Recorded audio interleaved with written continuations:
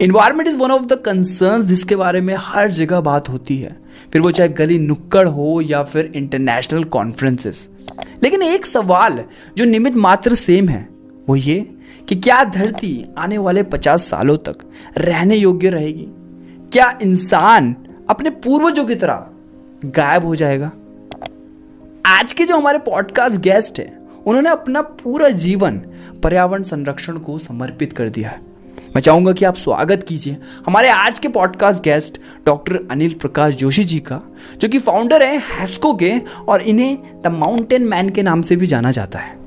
इन्हें पद्मश्री और पद्म भूषण जैसे अवार्ड से भी नवाजा गया है। पर्सनली मेरे लिए बहुत ही ये सम्मान की बात है कि मैं इनके साथ बैठा और पर्यावरण से जुड़े डिफरेंट मुद्दों के ऊपर मैंने इनसे बात की। एक बात जो मुझे इनसे सीखने को मिली कि अगर पर्यावरण है तो जीवन है, जीवन है तो पर्यावरण है।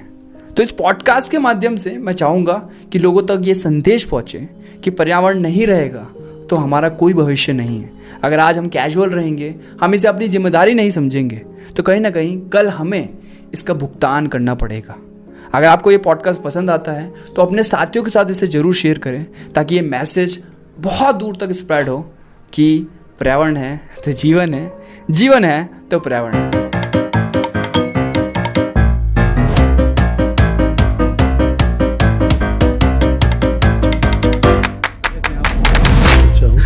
सबसे पहले तो आपको बहुत बहुत धन्यवाद कि आपने हमें दूसरी बार मौका दिया है यहाँ पे आने का और बात करने का भी।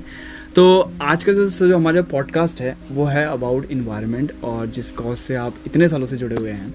तो मैं बिल्कुल एक बहुत स्मॉल क्वेश्चन से शुरू करना चाहता हूँ सर, कि आपको लगता है कि इन्वायरमेंट एक बहुत बड़ा कंसर्न है एक कॉमन इंसान के लिए भी, क्योंकि वो अपनी ज़िंदगी में रोज़ ही किसी न किसी चीज़ से जूझता रहता है। तो जैसे आपका तो ये एक प्रोफेशन है, तो आपका कंसर्न भी इस चीज़ से जुड़ा है और आपका लगाव भी एक आम आदमी से बहुत ज़्यादा है इन्वायरमेंट की तरफ।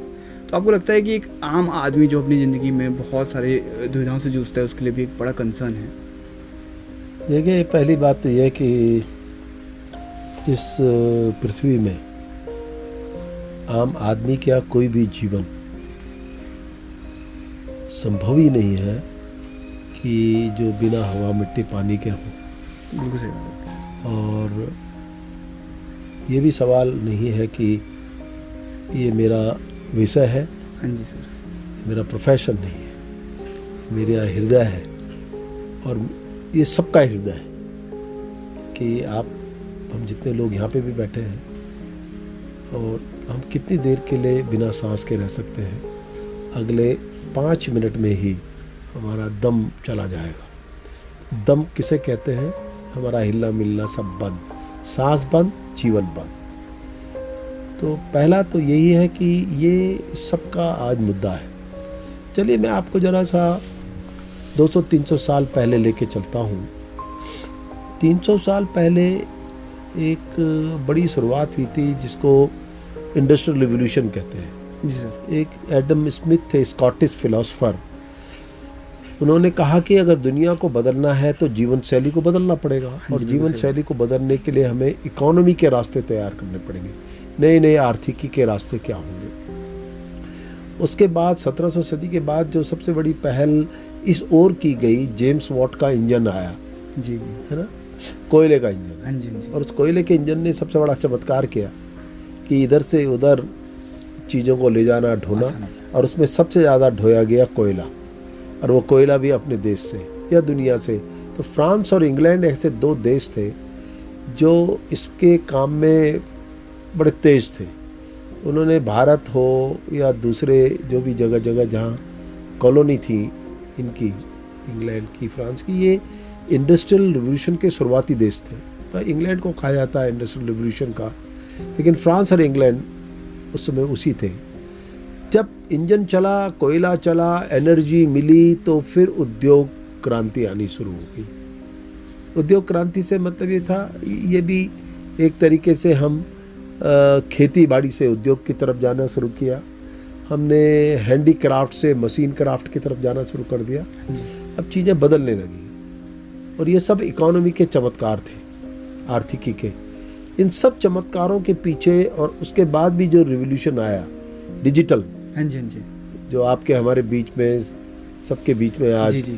मोबाइल से लेके और जो तमाम डिजिटल वर्ल्ड है, इन सब के पीछे एक ही ऊर्जा का स्रोत था, उसका नाम है कोयला।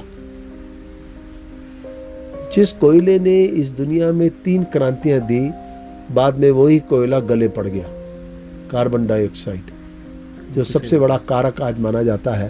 तो सारी दुनिया की लड़ाई का हिस्सा भी है। अब इजिप्ट में लड़ाई हो रही है COP27 में, या उससे पहले के जितने भी COP रहे हैं, कॉन्फ्रेंस ऑफ पार्टी, जो इंटरनेशनल गैदरिंग होती है, अंतर्राष्ट्रीय स्तर पे मिलते हैं सभी पॉलिटिकल ही, वो आपस में इसी बात पे झगड़ा करते हैं कि कार्बन किसका कम होना चाहिए, कोयले का कम प्रयोग करो। मतलब वो कोयला जिसने दुनिया में सबसे बड़ा आर्थिक क्रांति का आधार बना, वो बाद में कार्बन डाइऑक्साइड के रूप में उसने सबको हिला दिया। सवाल ये पैदा होता है कि उस समय इन सब बातों की आवश्यकता इसलिए थी क्योंकि बहुत से रोजगार पनपाने थे, जीवन शैली को बेहतर करना था, तो हमें ऊर्जा चाहिए थी। ऊर्जा के लिए कोयला सबसे बड़ा स्रोत था। उस समय इकोनॉमिक क्राइसिस थी, आर्थिक संकट थे ना। लेकिन इस 100, 200, 300 सालों में एक जो नया संकट आया, उसे पारिस्थितिकी संकट कहते हैं, इकोलॉजिकल क्राइसिस।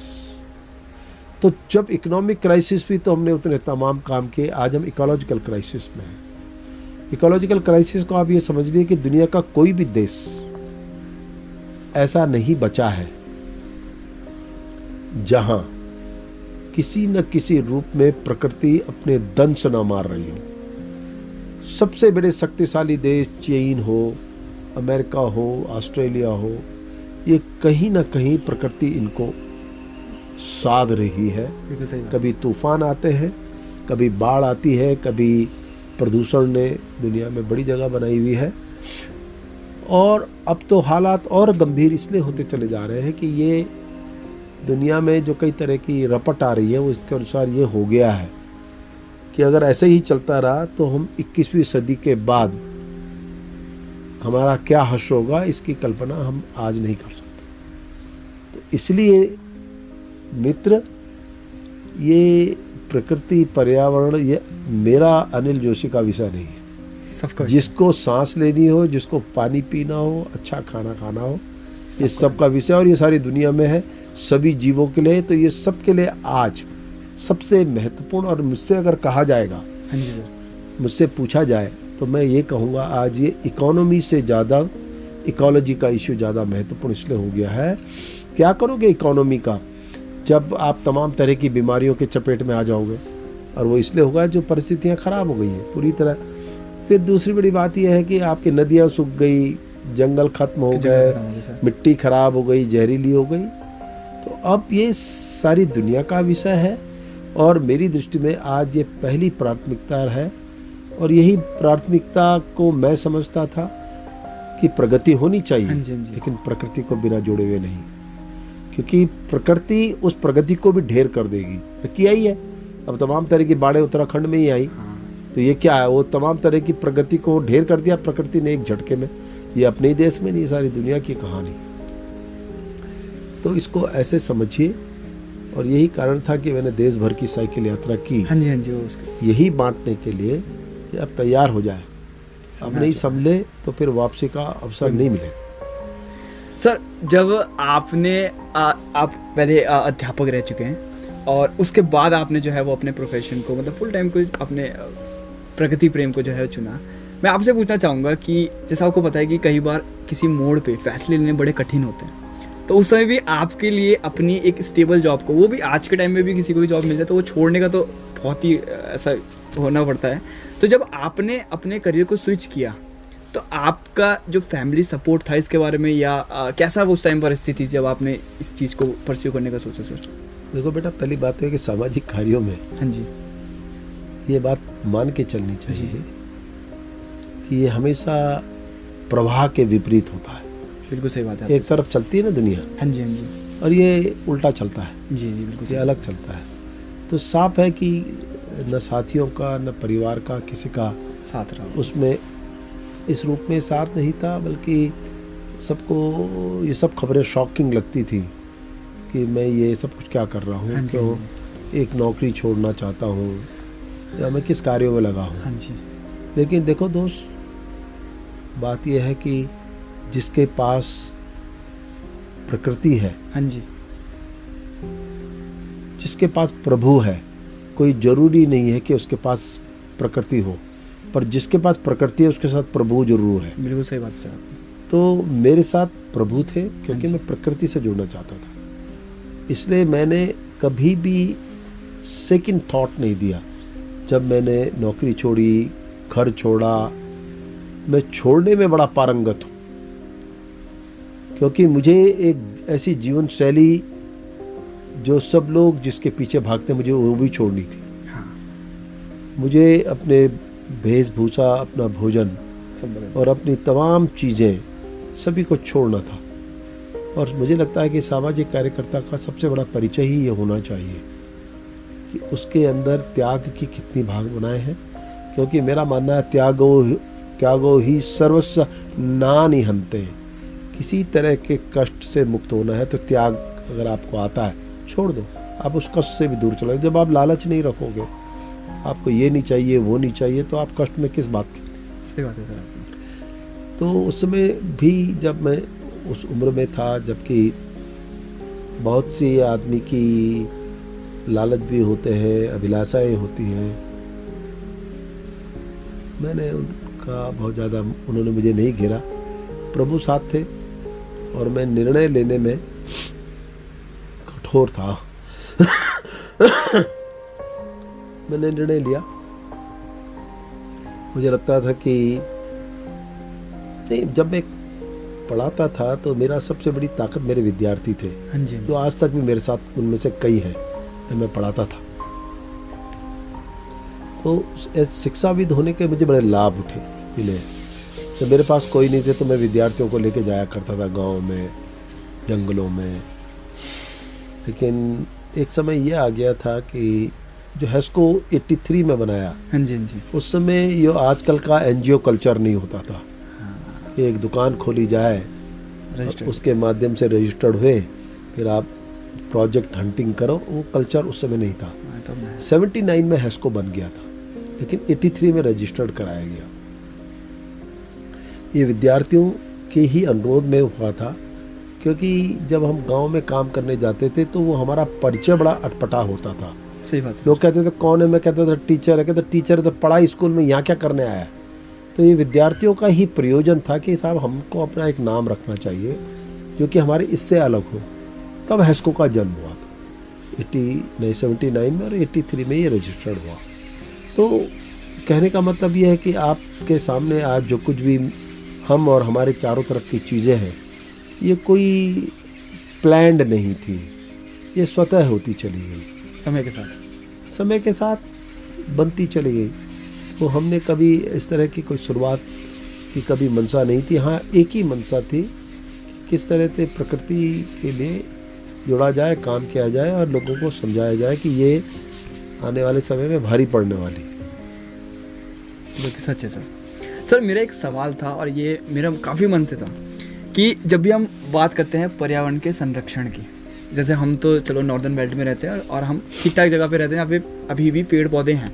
लेकिन जैसे आप दिल्ली की तरफ जाएंगे या और उस साइड को जाएंगे, वहाँ पे तो हालत बहुत बद से बदतर हो चुकी है। मतलब अगर आप हवा भी देखेंगे तो नॉर्मल इंसान जो दूसरी जगह पे जाएगा उस जगह, तो वो शायद बहुत लंबे समय तक सर्वाइव ना कर पाए और जल्दी से वो इफेक्टेड हो जाए।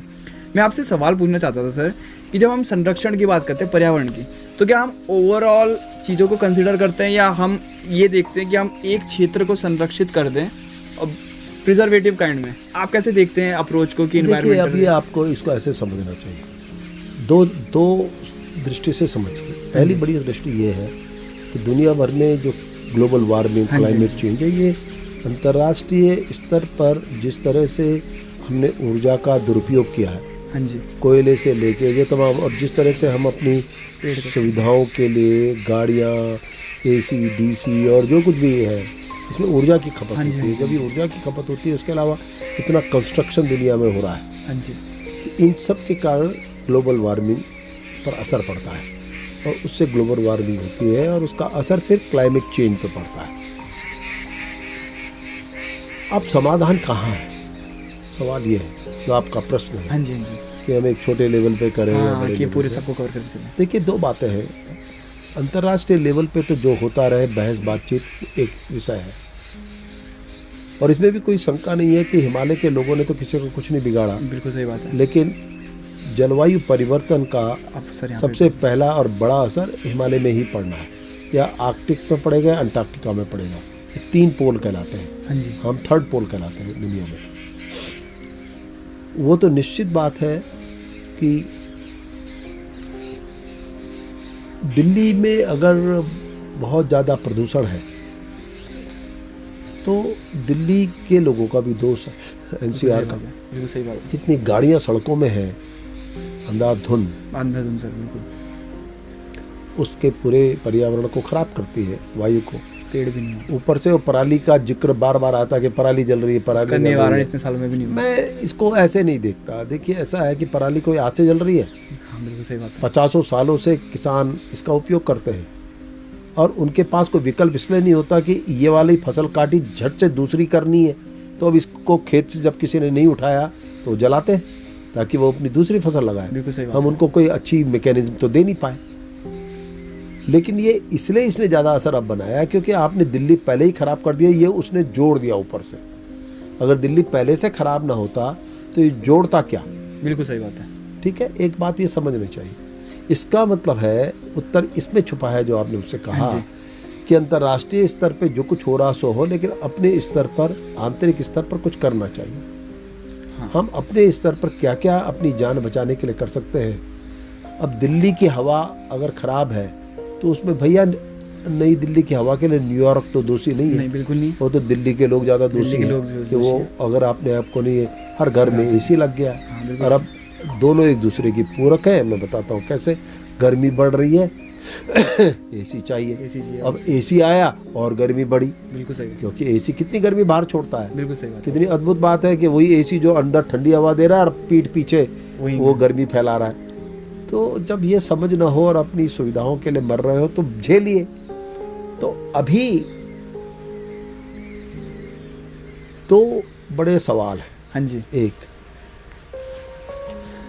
कि अंतर्राष्ट्रीय स्तर में बहस होती रहे, लेकिन अपने स्तर पर भी कार्य करना चाहिए, चाहे दिल्ली हो, उत्तराखंड हो या देश का जी, कोई जी। हिस्सा हो। ये मेरा मानना है। सबको करना चाहिए। हाँ। दूसरे पे डिपेंडेंट नहीं रह सकते। ये आपको अपने स्तर पर करिए। अब होता रहे क्लाइमेट चेंज, ग्लोबल वार्मिंग, लेकिन अपने पहाड़ हिमालय को देखिए। दिल्ली अपने इस देश के 30 बड़े शहर एक्यूट पॉल्यूशन में है, एयर क्वालिटी में।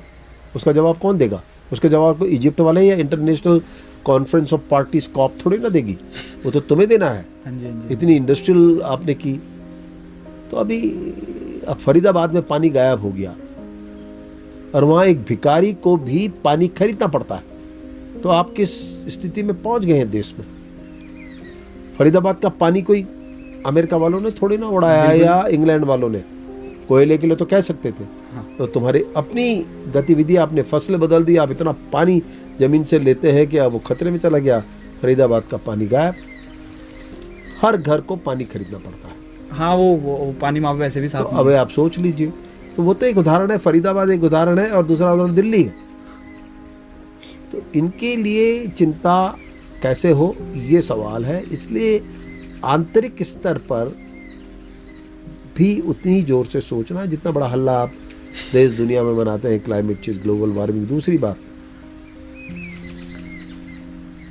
एक और बड़ा विषय है कि अब जैसे सड़कें बन रही हैं, हाँ जी, हाँ जी, इसके जंगल लिए कट रहे हैं, ये हमारा जो 4 धाम की सड़क है। देखो दोस्त, मेरी इसके बारे में ओपिनियन बिल्कुल अलग है।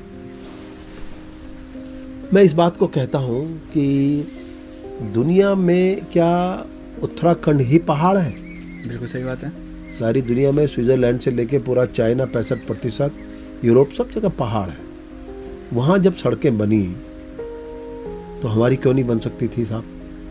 सही है, आपको तो हम सवाल। जो हम बड़े सवाल खड़े करते हैं, सड़क नहीं बननी चाहिए, और ये मतलब पर्यावरणविद लोग गंभीर हो जाते हैं ना तुरंत उस बात को लेकर के, बड़ी चिंता हो जाती है। तो मेरा पहला सवाल तो ये है कि उत्तराखंड क्यों मांगा था आपने? किस बात के लिए मांगा था? सही बात है। नहीं, अगर 22 साल पहले वाला उत्तराखंड वैसे ही था तो चल ही रहा था। पर अगर आपने उत्तराखंड मांगा है तो किन बातों के लिए मांगा था कि कुछ आप 3 तरह की चीज़ें करेंगे, क्योंकि उत्तराखंड मांगने के पीछे पहाड़ के बड़े सवाल थे। ये ना हरिद्वार के लिए मांगा था, ना देहरादून के लिए, ना हल्द्वानी के लिए, ये पहाड़ के लिए मांगा था। पहाड़ की कुछ समस्याएं थी। बिल्कुल है सर। एक रोजगार के सवाल थे और आपके आवाजाही बड़ा सवाल था। कई उद्योग जो पनप सकते थे उनको जगह नहीं मिल रही थी, और क्योंकि एक जोर लगा के पहाड़ को लेके चिंता नहीं थी, तो उत्तराखंड राज्य की मांग के पीछे ही था। अब सवाल यह है कि सड़क एक बहुत बड़ा माध्यम होती है। जब हिमाचल प्रदेश बनाया तो वहाँ पे वाई.एस. परमार साहब होते थे। हाँ जी सर। जो पहला मुख्यमंत्री था, उसने पहला 2 काम किए बस वहाँ। उसने सारे हिमाचल प्रदेश में सड़कों का जाल बनाया, और दूसरा उसने हॉर्टिकल्चर, फ्रूट फार्मिंग को दूसरा बड़ा जोर दिया। आज 22,000 करोड़ हिमाचल प्रदेश की आय ही इससे है। तो अब सवाल यह है कि सड़क का विरोध करना का तरीका बदल जाना चाहिए। सही बात है। आप सड़क का विरोध न करते हुए बल्कि ये कहें कि सड़क कैसी बन रही है उसके तरीके पे विरोध करिए। अब 1 महीने में आप 50 किलोमीटर सड़क बनाओगे तो तहस नहस हो गई। आप जिद और अब लड़ाई ये करिए ना, 1 महीने में 5 ही किलोमीटर बननी चाहिए। तो धीरे धीरे बनाएंगे, कुदाल लगाएंगे, गेती फावड़ा जो कर सकते हैं, लेकिन जो जेसीबी लगा के और बम फोड़ के फिर तो आप सड़कें, तो एक समझ उत्तराखंडियों को भी होनी चाहिए, पर्यावरणविदों को भी होनी चाहिए। बिल्कुल सही बात है कि आप मेरे गांव में सड़कें क्यों ना जाएं। मैं पहले ही ठीक था भाई, और उससे भी पहले ठीक था जब जंगलों में रहते थे, कच्चर से आते थे। आज मुझे निश्चित रूप से एक बेहतर तरीके की इकोलॉजिकल सड़कें चाहिए, क्योंकि इससे पहले जब सड़कें बनती थी कुदाल से बनती थी, हाँ जी, हाँ जी, गेती फावड़ों से बनती थी। आज जेसीबी से बनती है, बम फोड़ते करते हैं। पहाड़ का तो अभी आप किस बात के लिए जूझना था। अब मेरे दूर दराज के गांव का विरोध इसीलिए हो जाता है, जब सड़क का विरोध होता है वो हमारा विरोध करते हैं। आप देखिए जौनसार भाबर में रोज एक्सीडेंट होते हैं। उसका एक बहुत बड़ा कारण है कि वहां संकरी सड़क है। स्वीकारेंगे आप? बिल्कुल सर। उनका जवाब कौन देगा? मेरा कहना यह है कि असल में अभी सोच, वो जो पर्यावरणविदों का विरोध करते हैं उनकी भी सोच इसलिए नहीं होनी चाहिए कि वो सीधे एक तगमा लगा दे पर्यावरणविदों पर कि साहब ये तो विकास विरोधी हैं। और पर्यावरणविदों की भी एक समझ होनी चाहिए कि उनकी लड़ाई उस डेवलपमेंट के खिलाफ नहीं होनी चाहिए, तरीका क्या होना चाहिए उसके लेके होनी चाहिए। वरना तो हम ठीक ही थे ना 20-25 साल पहले। बिल्कुल सही बात है आपके साथ। ये समझ का समय है जो बनानी चाहिए, मतलब बैलेंस अप्रोच की हमें जरूरत है जी सर। बहुत पहले मैंने एक किताब पढ़ी थी बिल गेट्स की, how to avoid next climate disaster. तो उसमें बेसिकली पूरा इसी के बारे में था, इन्वायरमेंट के ऊपर। तो उन्होंने एक बात कही थी कि जो भी अभी चीज़ें हैं, लेट्स सपोज अगर हम बात करें धुएं की, तो हम पहला ये बात लेते हैं कि गाड़ियों से निकल रहा है। अगर उसको हम इलेक्ट्रिक से रिप्लेस कर दें तो अब सवाल ये आता है कि वो इलेक्ट्रिक कहाँ से बन रही है। अगर हम, क्योंकि सौर ऊर्जा हर जगह से नहीं हो सकती है, तो वहाँ पे ग्रीन प्रीमियम की बात की गई थी। दैट मीन्स कि जो भी हम अभी जो हमारे पास संसाधन है उसको रिप्लेस करते हैं किसी ग्रीन से, ग्रीन मतलब हेल्दी चीज़ों से, तो वो कहीं ना कहीं हमारे जेब पर ही बोझ पड़ेगा। तो क्या लोग तैयार है इस तरह की चीज़ों के लिए? आपका कैसा विचार है कि कैसे परिवर्तन होना चाहिए? देखिए ऐसा है, पहले तो स्थान विशेष पर निर्भर करता है। हाँ जी। कि किस स्थान के क्या संसाधन है। हाँ जी। और ये तो सबसे बड़ी चुनौतियों में से एक चुनौती है कि हम ऊर्जा के नए रास्ते ढूंढें। हाँ जी, क्योंकि ये जो कुछ भी बिल ग्रेट बोल रहे हैं या दूसरे बोल रहे हैं, ये इशू है एनर्जी। बिल्कुल। हमारी एनर्जी के स्रोत क्या होने चाहिए। फिर आपका दूसरा ये है कि जो प्रोडक्ट हम बना रहे हैं, जिसका हम उपयोग करना चाहते हैं, वो कितना वर्तमान परिस्थितियों में हानिकारक है। उदाहरण के लिए हमारे जितने भी गाड़ियाँ चल रही हैं, डीजल इंजन चल रहे हैं, ये एनर्जी का उपयोग करते हैं और इनसे ही पोल्यूशन भी होता है। तो अभी मेरा मानना इस बारे में है कि अभी दुनिया को, और लगी भी है दुनिया के नए शोधों पर, जैसे हाइड्रोजन पावर में बात हो रही है और इस तरह के बहुत से प्रयोग चलेंगे, तो मनुष्य तो एक ऐसी चीज़ है जो खोज ही लेगा, क्योंकि उसको अपनी जान की बड़ी चिंता है। बिल्कुल सर। पर उसके साथ एक ही बड़ी दिक्कत है कि वो अपनी ही जान की चिंता कर रहा है, वो अन्य जीवों की जान की चिंता नहीं कर रहा है। वो कहाँ मार खाएगा वो मैं आपको बता देता हूँ।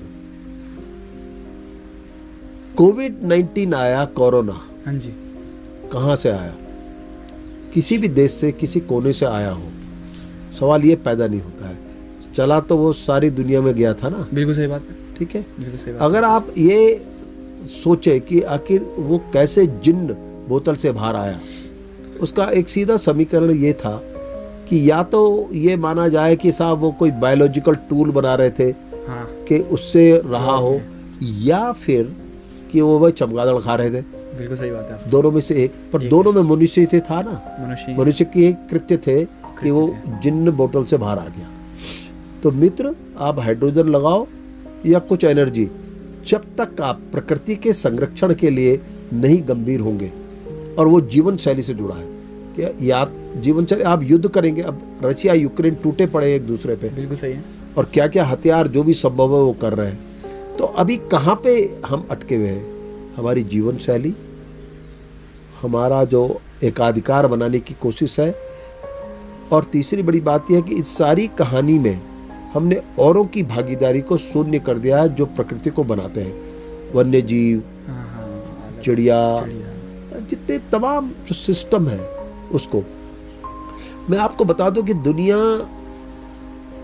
खत्म होगी, मनुष्य ही मरेगा, हाँ जी, हाँ जी, वो सही। सब उसका अंत होगा, लेकिन पृथ्वी का कुछ नहीं बिगड़ने वाला, क्योंकि जीवन दोबारा समुद्र के तल से फिर निकल के आएगा। इससे पहले 2 बार ऐसा हो चुका है, समझे ना। 25 करोड़ साल पहले, 6.5 करोड़ साल पहले साफ कर दिए थे सबके सब प्रकृति ने। एक बार और सही। अब जब समुद्र जब तक रहेगा और समुद्र के तल में इतनी प्रक्रियाएं होती हैं, अमोनिया निकलती है, प्रोटॉन निकलते हैं, प्रोटीन बनती है, जीवन बनेगा। हम नहीं रहेंगे, दूसरी पीढ़ी, दूसरी तरह के जीव सामने आएंगे। तो मनुष्य को अपने बेहतरी के लिए समझ लेना चाहिए कि भाई वो ही जाएगा, और पृथ्वी कहीं नहीं जाने वाली, और प्रकृति का वो स्वरूप दूसरा होगा जो हमारे लिए ही खराब होगा। प्रकृति रहेगी, प्रकृति अपनी जगह रहेगी, बदलेगी, उससे क्या फर्क पड़ता है प्रकृति को। वो हमारे प्रतिकूल हो जाएगी बस। आज अनुकूल है, कल प्रतिकूल होगी। प्रकृति का कुछ नहीं बिगड़ने वाला। सर, ये जो आप देखते हैं, जो हम प्रयास कर रहे हैं चांद पे भी या दूसरे ग्रहों पर अपने जीवन को खोजने के, आप उसको कैसे देखते हैं? कि अब मैं इसको कुछ कुछ मूर्खता भी मानता हूँ। जिज्ञासाएं होनी चाहिए, हाँ जी, लेकिन मूर्खता इसलिए कि अपनी पृथ्वी को तो समझे नहीं, और मंगल और चंद्रमा को ढूंढने जा रहे हो। ये मुझे जरा कम पचता है, क्योंकि आपने अब स्पेस को खराब करना शुरू हाँ कर जी, दिया हाँ है। जी। आप देखिए 3000 सैटेलाइट ऐसी घूम रहे हैं बिना यूज के, 2000 यूज के घूम रहे हैं। तो आपने समुद्र के बाद स्पेस में भी कबाड़ा करना शुरू कर बिल्कुल सही दिया। बात। मनुष्य ने तो पूरी तैयारी कर रखी है अपने जाने की। वो यूक्रेन और रशिया के युद्ध से क्या होगा, या पोलैंड में रशिया ने एक और बम फोड़ दिया है, ये सब कुछ पीछे चला जाएगा। प्रकृति से अगर लड़ोगे तो कभी नहीं जीत सकते। बिल्कुल सही बात है। अंत है, और हम यही तैयारी कर रहे हैं कि हम प्रकृति को से युद्ध कर रहे हैं। हम समझ रहे हैं कि हम उसको नियंत्रण कर लेंगे, हम नहीं कर सकते। सर, आप यहाँ के गाँव से भी जुड़े हुए हैं, और मैं भी, हमारे भी जो मेरा भी 54 साल की पृष्ठभूमि है। मैं आपसे एक सवाल पूछना चाहूँगा कि मैंने अपने अनुभव से ही कह रहा हूँ कि मैंने गाँव में विकास देखा है, लेकिन जो माइग्रेशन का इशू है वो तो बहुत है ही है, तो और साथ का गाँव भी खाली होते जा रहे हैं। इसको आप कैसे देखते हैं? मतलब ये कैसा विकास हुआ? देखिए, पहली बात ये है कि 20-22 साल का जो धैर्य था लोगों को, वो भी टूटा।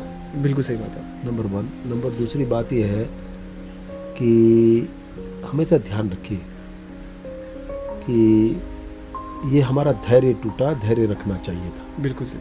इसलिए रखना चाहिए कि अब कोविड का एक झटका आया, सारे के सारे गांव में वापस बिल्कुल आ गए। सही बात है, बिल्कुल सही। तो जिस शहरों की तरफ हम अपना रुख करना चाह रहे हैं, वो अब दूभर हो जाएंगे रहने के लिए। एक बात। दूसरी बात, किसी भी स्थान में लंबे परिवर्तन के लिए 40 साल चाहिए,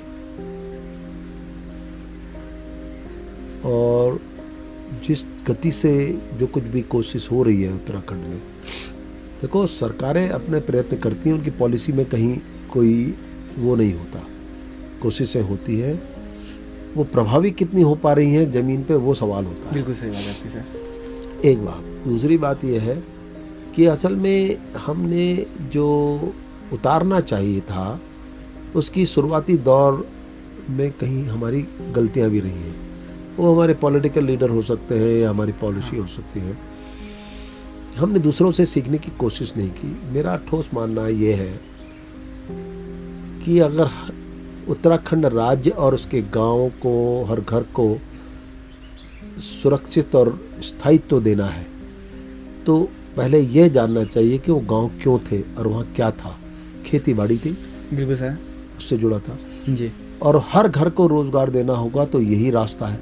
हाँ, अपने आप सारे उत्तराखंड के सारे गांव को रोजगार तो दे नहीं सकते, नहीं दे सकते सर। तो इसका मतलब है जो उनका सोर्स ऑफ लाइवलीहुड था, हाँ जी। जीवन यापन के जो आधार थे, उसको नई तर्ज में खड़ा करते तो और ये अगर शुरुआत दौर में हो जाता हाँ, तो कई तरह के स्थायित्व आ जाते। लेकिन मेरे को अच्छा लगा है कि अभी मैं कुछ दिनों पहले मुख्यमंत्री का एक स्टेटमेंट सुन रहा था कि फ्रूट फार्मिंग पे जी, जोर होना चाहिए। हाँ, होना और खुद जानते हैं कि हेस्को ने खुद जौनसार में प्रयोग जी, किए हाँ जी, हैं, हाँ जी। चमोली में किए हैं और अल्मोड़ा में किए हैं, जहाँ हमने बड़े बड़े फ्रूट यार्ड और फ्रूट फार्म्स बनाए हैं।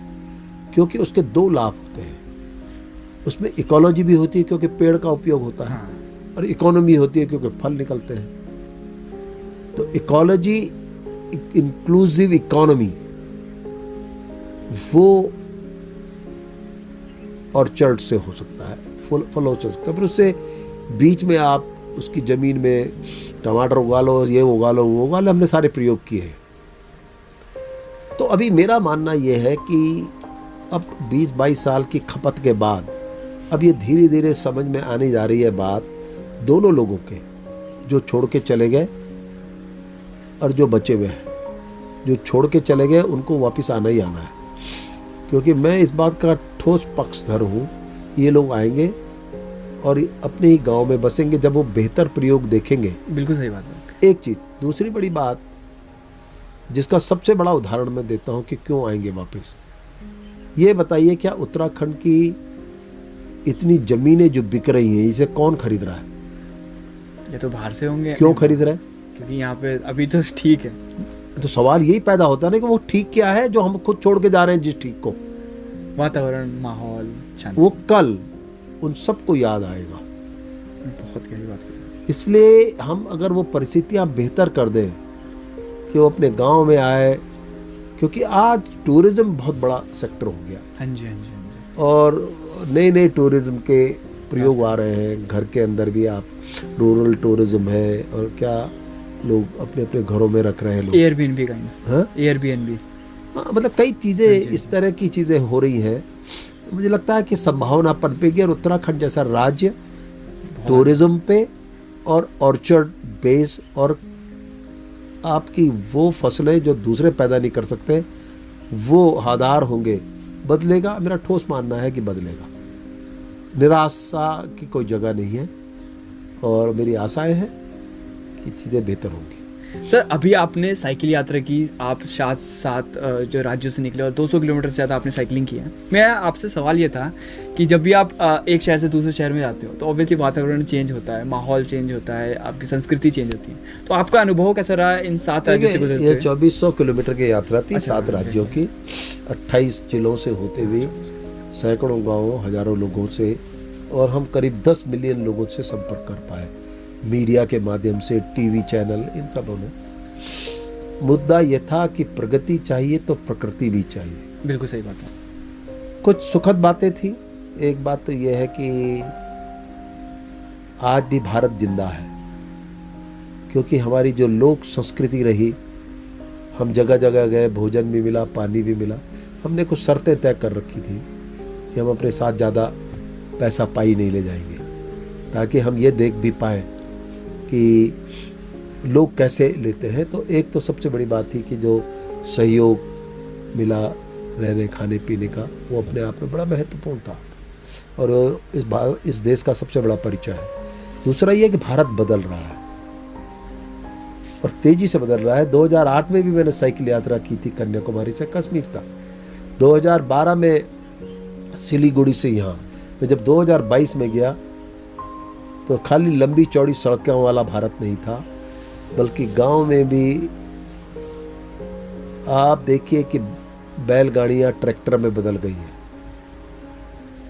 और साइकिलें मोटरसाइकिल में बदल गई हैं।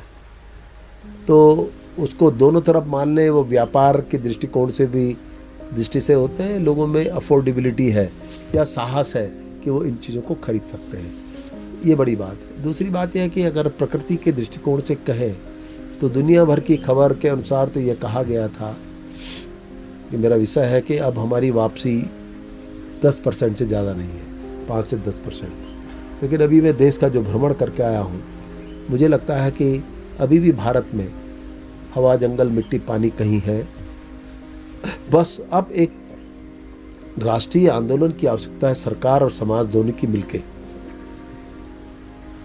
कि प्रकृति को बचाने के लिए कदम उठना चाहिए और ये दोनों की ही भागीदारी से संभव होगा। ये सरकारों के बस की बात नहीं होती है।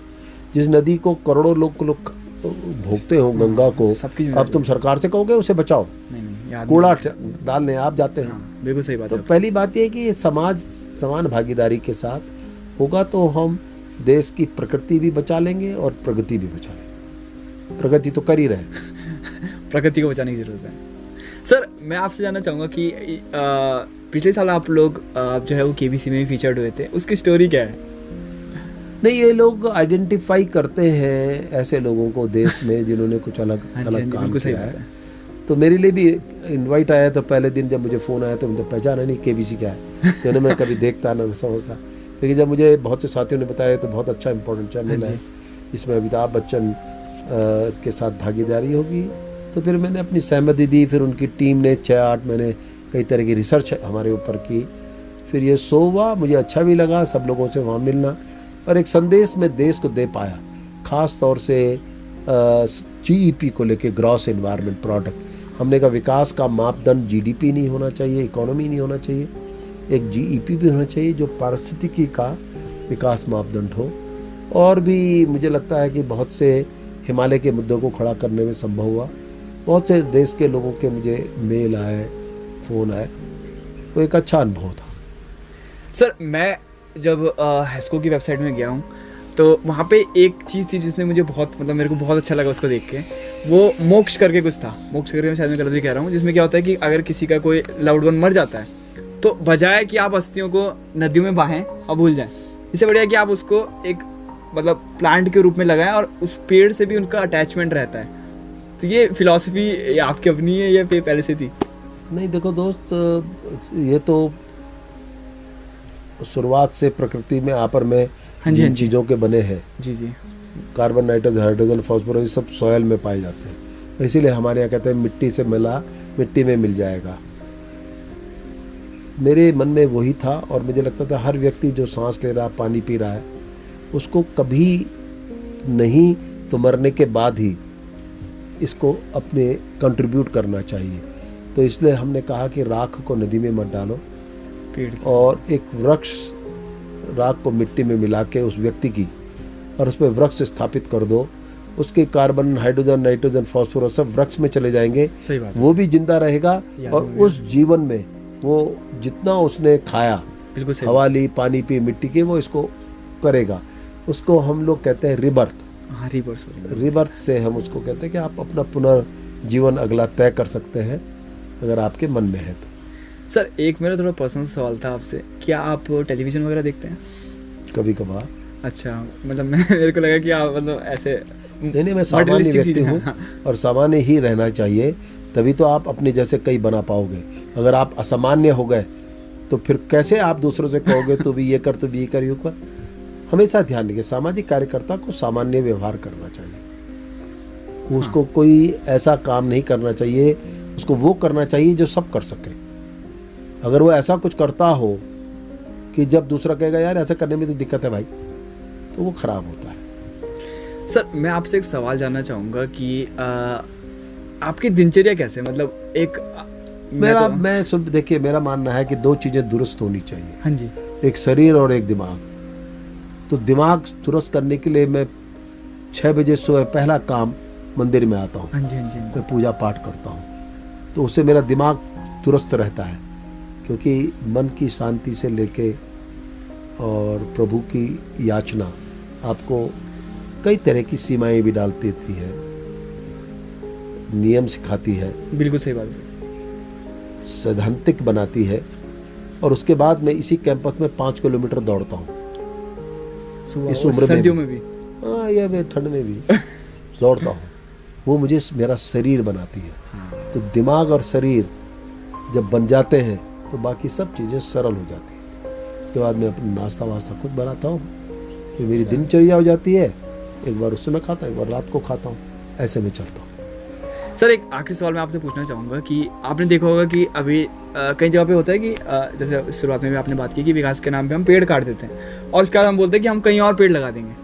तो किसी भी पेड़ को लगाने में तो पहले तो समय लगता है, ऊपर से उसकी केयरिंग भी चाहिए होती है। तो आप इस एक अप्रोच को कैसे देखते हैं कि यहाँ हम पेड़ काट दिए हैं और कहीं और लगा देंगे, लेकिन हम ये भी तो देखना पड़ेगा कि वो कितना उसका कन्वर्जन आया उसको लगाने का। देखो, मैं अक्सर कहता हूँ फॉरेस्ट डिपार्टमेंट से, चोट पैर पे लगी है, पट्टी सर पे बांध रहे हो। तो मैं ये कहता हूँ। दूसरी बात ये है कि देखो, ये पेड़ तो पिछले अगर 50 सालों का आंकड़ा उठा लें, हाँ जी सर, तो इतने पेड़ लगे हैं कि इस देश में कहीं पैर रखने की जगह नहीं है। तो कहाँ गए वो पेड़? इसलिए नहीं हुए क्योंकि एक पेड़ का मतलब बहुत कुछ होता है। और दूसरी बात समझनी चाहिए कि पहले पानी आया, पेड़ बाद में आया। ये पेड़ तो लाते हैं पर पानी की व्यवस्था नहीं होती। आपकी बात बिल्कुल सही। तो अगर आप पानी जुटा लें पहले, तो पेड़ स्वयं भी आ जाएंगे, आपको लगाने की जरूरत नहीं है। आप देखते हैं ना, प्रकृति के पेड़ किसने दिए? कोई वन विभाग ने दिए, मनुष्य ने दिए, प्रकृति ने पैदा किए। तो आप प्रकृति की परिस्थितियों को लाओ, सब जगह पेड़ आ जाएंगे। ये मेरा मानना है। सर एक लास्ट में आपसे सवाल पूछना चाहूँगा कि हर एक चीज़ की एक लेगेसी होती है। अब जैसे आपने भी हैस्को बना दिया और आपकी अपनी सोच की भी एक लेगेसी होगी, तो आप कैसे देखते हैं कि आपके बाद इन चीज़ों को कौन आपको कैरी फॉरवर्ड करेगा? क्योंकि देखिए दोस्त, मैं जब सभी युवाओं से कहता हूँ, हाँ जी, सामाजिक कार्यों में आओ, तो मैं अपने बेटे को क्यों नहीं कहूँगा? बिल्कुल सही बात, अपनी बिटिया को क्यों नहीं कहूँगा? बिल्कुल सही बात है। देखिए, एक पॉलिटिशियन का बेटा पॉलिटिक्स में इसलिए आ सकता है कि वहाँ पावर है, हाँ जी, तो वो जरूर चला जाएगा। सामाजिक कार्यकर्ता का बेटा अगर सामाजिक कार्य में आएगा तो उसको बहुत त्याग देना पड़ेगा, बिल्कुल देना पड़ेगा सर, बहुत कुछ करना पड़ेगा। तो मैं समझता हूँ कि मैं जब दूसरों के बच्चों से कहता हूँ कि सामाजिक कार्य करो, मैं अपने बच्चे से क्यों नहीं कहूँगा? एक सवाल। दूसरा बात यह है कि कोई और भी जो इस कार्य में आगे आना चाहते हैं, तो मैं तो हमेशा उनके लिए तैयार बैठा हूँ कि इस दिशा को आगे बढ़ाएं। सर एक लास्ट में आपसे सवाल पूछना चाहता हूँ कि ये जितने भी प्रयास हैं, आप क्या आशावादी हैं कि आगे चल के धरती बच जाएगी या किसी भी तरह से? आप कैसे देखते हैं इन सब प्रयासों? देखिए, मैं बड़ा एनालिटिकल हूँ। हाँ जी। इसमें नकारात्मकता और सकारात्मकता का सवाल नहीं है। हाँ जी। ये निर्णय तो पृथ्वी और प्रकृति को तय करना है। हाँ जी। कि जब हम तमाम सीमाएं तोड़ देंगे, हाँ जी, हाँ जी, तो फिर तो वही हमको जवाब देगी। तो ये सवाल प्रकृति से पूछना होगा कि तय करना होगा पृथ्वी को कि हम तो रुके ना और उससे कह दें कि वो हमारे साथ हो, ये संभव नहीं है। इस सवाल का आशावादी इस रूप में हो सकता है कि आज अगर समझ में आ जाए, हाँ जी, हाँ जी, हाँ जी, कि प्रकृति की सीमाओं को हम नहीं तोड़ सकते, हाँ जी, हाँ जी, या नहीं तोड़ना चाहिए, हाँ जी सर, तो हम बच जाएंगे। वरना मैंने तो आपसे कहा है, प्रकृति कभी खत्म नहीं होगी, इंसान पृथ्वी भी खत्म नहीं होगा, मनुष्य जाएगा, वन्य जीव जा सकते हैं, सब मर जाएंगे, रिस्टार्ट होगा। प्रकृति को तो कोई फर्क नहीं पड़ता। मैंने कहा ना, वो नई प्रकृति आएगी जो हमारे प्रतिकूल होगी, हमें मार देगी, नई परिस्थितियां शुरू होंगी। जो पहला जीवन आया था समुद्र से निकला था, बिल्कुल सही बात तो है, कितना तापक्रम रहा होगा। हाँ जी, हाँ जी, हाँ जी, जब उसने वो झेला। और आपको बता दूं, जो पहला जीवन आया था उसको ऑक्सीजन नहीं चाहिए थी, वो समुद्र की अमोनिया से, समुद्र के सल्फर डाइऑक्साइड से उसका जीवन शुरू हुआ था। तो अब आप बताइए, उसने ऑक्सीजन छोड़ी, हाँ जी, तब दूसरे जीवन आए। तो फिर प्रकृति को कहाँ हमारी आवश्यकता है? हमें प्रकृति की आवश्यकता है। सर मेरे को तो आपके साथ बात करके बहुत अच्छा लगा और मैं पर्सनली भी आपसे बात करना चाहता था, बिकॉज ऑब्वियसली ये सब हमारी लाइफ से जुड़ा हुआ है सर, और उम्मीद करूँगा कि हम फिर आगे भी कभी फिर से जरूर, चर्चाएं करेंगे जरूर। सर। और मेरा ये मानना है जितने भी सभी लोग देखने वाले हैं कि अपने एंड पे जितना हो सके प्रकृति का ख्याल रखें, क्योंकि ये किसी एक इंसान का नहीं है, रहना हमें हमारे आने वाली पीढ़ियों को है। तो मैसेज यही है कि जितना हो सके कोशिश अपनी प्रकृति को बचाने की कोशिश करें, गंदगी ना नहीं फैलाएं। नहीं, इसको ऐसा अच्छा। कहो कि मित्र अपनी जान बचाने की कोशिश करें, जैसा सर ने कहा है दूसरे कि के प्रति चिंता ना करें, अपनी ही बचाओ। अपनी जान बचेगी तभी जीवन है। हाँ। तो प्रकृति के लिए हाँ जी सर। आपका कमिटमेंट ये है कि आप प्रकृति को नहीं बचाएं, अपने को बचाएं। अपने को बचाने के लिए प्रकृति को बचाना पड़ेगा। ये बिल्कुल आपकी बात सही रही। तो सर मैं आपसे जानना चाहूँगा आपका अनुभव कैसा रहा हमारे साथ? मुझे अच्छा लगा, युवाओं के बीच में तो बात करना इसलिए अच्छा लगता है, हाँ जी, उन्हें ढाला जा सकता है, बिल्कुल सही बात है। समझाया जा सकता है। जैसे जैसे उम्र बढ़ती जाती है, अब एडमेंट, स्टबॉर्न और ये सब चीज़ें हो जाती हैं, तो अच्छी बात है। आप पे लचीलेपन है, समझ है, और जिस तरह के कार्यक्रम को आप लेके चल रहे हैं, हाँ जी सर, ये कम से कम लोगों को कनेक्ट करता है। बिल्कुल सर। और कई तरह के अनुभवों लोगों के साथ तुम साझा करते हो, लोगों के अनुभवों को जो कुछ क्षेत्रों में कार्य कर रहे हैं, मुझे लगता है कि बहुत अच्छी बात है। मैं आपको बहुत बहुत शुभकामनाएं और बधाई देता हूँ। सर आपका आशीर्वाद इस तरह बना रहे। तो मिलेंगे एक और नई वीडियो में, और तब तक के लिए जैसे सर ने कहा है कि अपनी जान बचाएं, और बस देखते रहे हमें लेट ब्लूमर पॉडकास्ट को।